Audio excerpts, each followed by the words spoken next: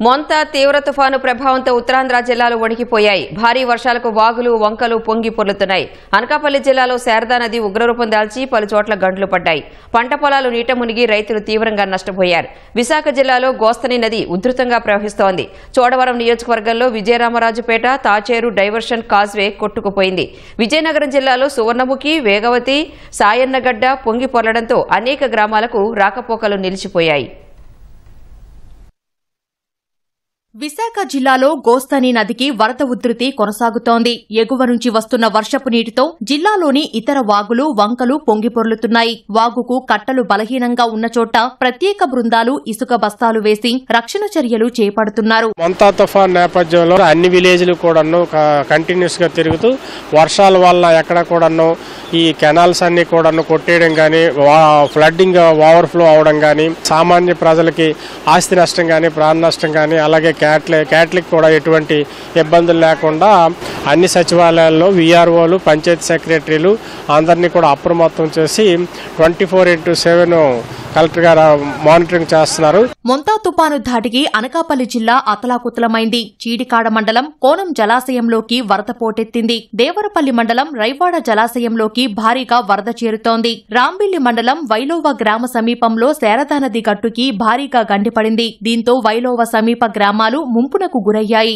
రైవాడ జలాశయం నుంచి నీరు విడిచిపెట్టడంతో శారదా నదిలో గంటకు వరద పెరుగుతోంది. ఫలితంగా నది ఉధృతికి గండ్లు పడుతున్నాయి. పంట పొలాలు పెద్ద సంఖ్యలో నీట మునిగాయి. అనకాపల్లిలోని శారదా నది ఒడ్డున ఉన్న ఉమారామలింగేశ్వర స్వామి ఆలయంలోకి వరద నీరు చేరింది. గణపర్తి వద్ద శారదా నదికి గండిపడిన చోట అధికారులు ఇసుక బస్తాలు వేసి రక్షణ చర్యలు చేపట్టారు. అనకాపల్లి, కసింకోట మండలాల్లో లోతట్టు ప్రాంతాలు జలమయమయ్యాయి. చోడవరంలో విజయరామరాజుపేట తాచేరు డైవర్షన్ కాజ్వే కొట్టుకుపోయింది. బుచ్చయ్యపేట మండలం రాజం తట్టబంద రోడ్డులో 3 అడుగుల ఎత్తున నీరు పారుతుంది. కోమటి చెరువుకు గండిపడింది. పాయకరావుపేట నియోజకవర్గంలో అనేక చోట్ల తమలపాకు తోటలు నేలకొరిగాయి. తాండవ నదిలో నీటిమట్టం పెరిగింది.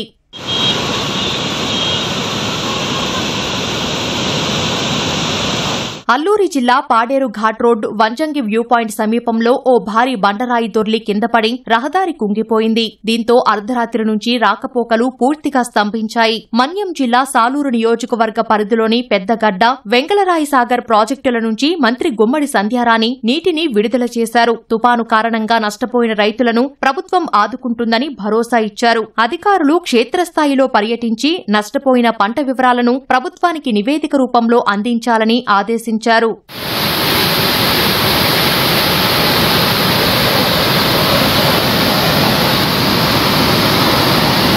విజయనగరం జిల్లాలో వాగులు వంకలు పొంగిపొర్లుతున్నాయి. సువర్ణముఖి, వేగవతి నదుల నుంచి వంగర మండలంలోని మడ్డువలస జలాశయానికి భారీగా నీరు చేరుతోంది. అధికారులు ప్రాజెక్టు 8 గేట్లను ఎత్తి నాగావలిలోకి విడిచిపెడుతున్నారు. రేగిడి మండలంలో సాయన్నగెడ్డ పొంగడంతో రేగిడి గ్రామాన్ని వరద చుట్టుముట్టింది. పంట పొలాలు నీట మునిగాయి. శ్రీకాకుళం జిల్లాను వర్షాలు ముంచెత్తుతున్నాయి. మందస, టెక్కలి, కోటబొమ్మాలి, నందిగా మండలాల పరిధిలో ఓ మాదిరి వాన పడుతుంది. తుపాను ప్రభావం నుంచి తేరుకోకముందే మళ్లీ వర్షాలు పడుతున్నాయని రైతులు ఆందోళన వ్యక్తం చేస్తున్నారు.